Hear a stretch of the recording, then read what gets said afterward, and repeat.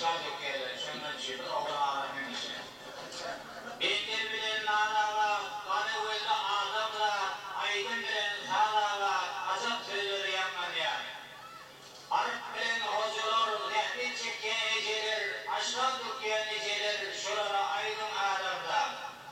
Kanıcık bilen kalani, kazanma ulen güneni, yoğla dökmen afani, arası olun adamlar.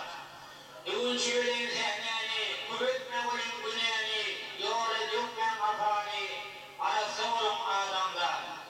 Akıl bilen diyeceğini, kötü nurcani, durdu okuyor cancani, aydın züyce adamlar.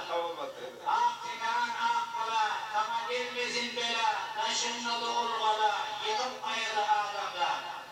Tane Mehmet alıp, direnmin diridir halıp, iyi bitin kolları bağlıp, gururu vurma adamlar. Kama Mehmet'in sakları, kuş içinin tokları, her kurmayma sakları, şekli verilme adamlar.